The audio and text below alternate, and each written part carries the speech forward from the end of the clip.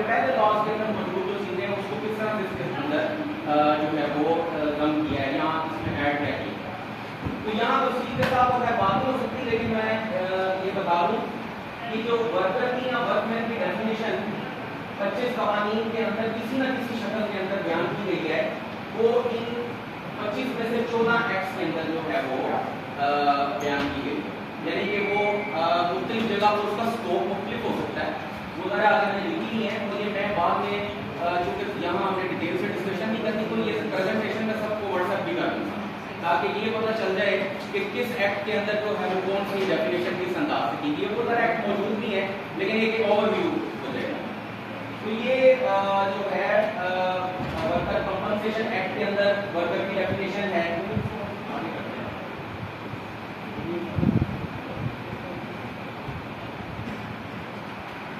Employer liability act کے اندر worker کی definition ہے. ہم اس کو پڑھتے نہیں ہیں لیکن یہ جو 14 ایکٹ کے اندر جو ڈیفینیشن ہیں یہ میں نے یہاں پر مینشن کی ہیں جو میں آپ کو سینڈ کر دوں گا. آپ کے پاس ذرا ایکٹ کی صورت میں موجود بھی ہے. آگے دیکھیں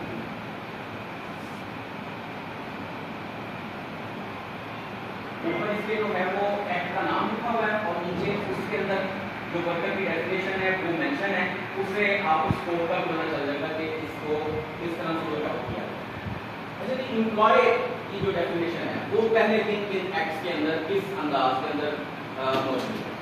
اگلا میں نے اس کے اوپر دائرہ کیا ہے 25 قوانین جو جن کو ایکٹس کو کنسولیڈیٹ کیا گیا ان میں صرف 3 ایکٹس ایسے ہیں جس کے اندر امپلائی کو بیان کیا. یعنی باقی 23 قوانین کے اندر اس سے پہلے امپلائی کا کوئی ڈیفینیشن موجود ہے. صرف 3 قوانین ہیں جس کے اندر یہ امپلائی کی جو ہے وہ ایک تعریف کی ہے. اب امپلائی کی طرف آ جائیں تو ان 25 میں سے 15 ایکٹس کے اندر امپلائی کی ڈیفینیشن موجود ہے کسی نہ کسی انداز میں. ظاہر ہے میں یہ کہوں گا کہ ہر ایکٹ کے اندر اسکوپ ڈفرینٹ ہے. جب ہم اس کو دیکھتے ہیں تو وہاں کا امپلائر اور کسی دوسرے کا ایکٹ کے اندر امپلائر جو ہے وہ ڈفرینٹ ہے، لیکن یہ ہے کہ اس کا کسی نہ کسی انداز میں اس کی ڈیفینیشن موجود ہے.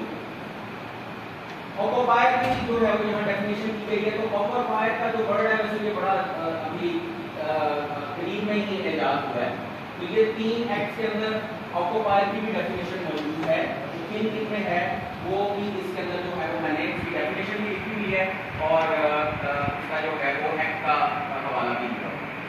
کانٹریکٹر کی ڈیفینیشن یہ بھی پہلے جو قوانین ہیں ان میں سے 2 ایکٹس کے اندر جو ہے وہ کانٹریکٹر کی ڈیفینیشن موجود ہے.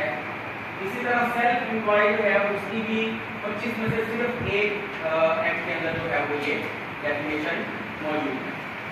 ورک پلیس جو ہے اس کی ڈیفینیشن بھی ایک ایکٹ کے اندر موجود ہے.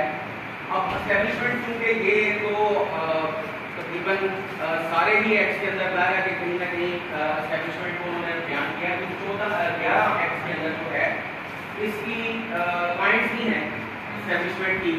تو وہ کسی نہ کسی انداز میں اس کی جو ہے وہ اسٹیبلشمنٹ کی ڈیفینیشن جو ہے وہ اس کے اندر کی ہے. یہ میں نے ساری اس کے اندر بیان کر دی.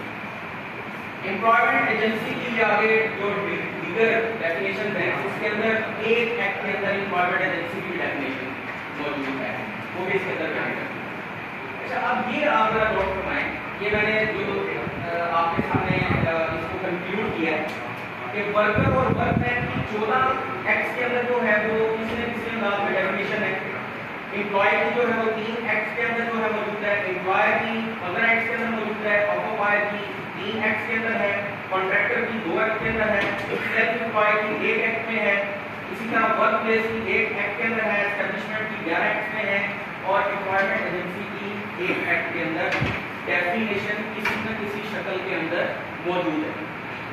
اگر ہم یہاں پر وہ ڈیفینیشن پڑھیں تو پھر ہمیں تھوڑا یہ اندازہ ہو جائے گا کہ یہاں پر جو ڈیفینیشن آنے ہیں وہ کیا ہیں اور جو پہلے کے قوانین کے اندر ڈیفینیشن موجود ہے ان میں کیا چلاکیاں لگائی گئی.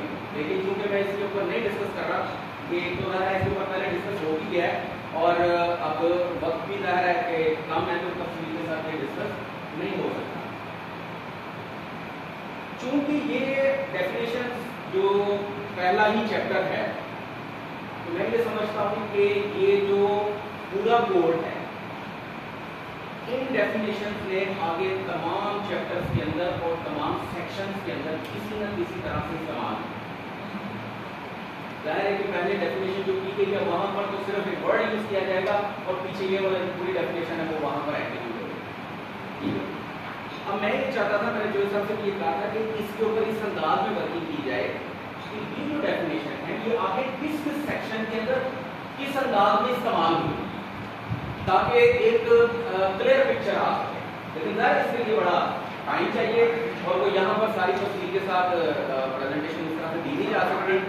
लेकिन इसके ऊपर भी मैं वर्किंग कर रहा हूँ कि तमाम सेक्शंस को सेक्शन वाइज पढ़ा जाए और ये जो पुरानी और नई डेफिनेशन की गई है उनका कहाँ कहाँ एप्लीकेशन है, इस्तेमाल कहाँ हुई है और किस अंदाज में हुई है, उसको जो है वो एक स्टडी करके तो एक डॉक्यूमेंट की शक्ल के अंदर लाया है।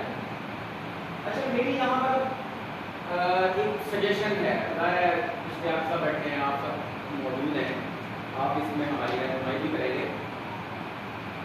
वर्कर की जो डेफिनेशन की गई है और उसके अंदर जो है वो बहुत सारी कैटेगरीज आ गई। मैं ये चाहूँगा कि अब उनके उर्दू लफ्ज़ में बात हुई थी कि हमें अब नया अगर हमने को ड्राफ्ट बना के मुतबादल देना है तो हमें कहीं ना कहीं से काम का आगाज़ तो करना है, तो उसकी ड्राफ्टिंग किस तरह से करनी है। तो डेफिनेशन के ऊपर क्योंकि बिल्कुल स्टार्ट में काम होना है, तो हमें ये चाहिए कि इन्होंने इनफॉर्मल सेक्टर को रेगुलराइज करने के लिए जो वर्कर की डेफिनेशन का बेड़ा गर्क किया है, हम इस डेफिनेशन को इसको इस तरह से सेग्रीगेट करें कि ये जो सारी मसलन यहाँ पर आप देखें ना, एग्रीकल्चर वर्कर की बात हुई है, होम बेस्ड वर्कर की बात हुई है, डोमेस्टिक वर्कर की बात हुई है और इनफॉर्मल सेक्टर के बहुत सारे, हमें वर्कर की एक डेफिनेशन रखनी ही चाहिए। मेरी सजेशन ये कि वर्कर की एक डेफिनेशन नहीं होनी चाहिए, बल्कि तमाम सेक्टर वाइज जो है डेफिनेशन इस पहले चैप्टर के अंदर ही बन जाना चाहिए।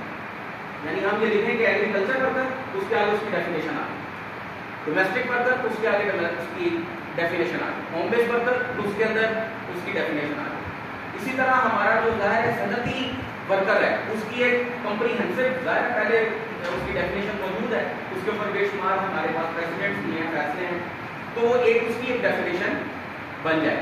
तो इस तरह से जितनी भी वर्कर की डेफिनेशन का इस्तेमाल और एप्लीकेशन अगले सेक्शन में आया है उसको मद्देनजर रखते हुए हम इन सब की जो है वो कैटेगरी ही अलग करें।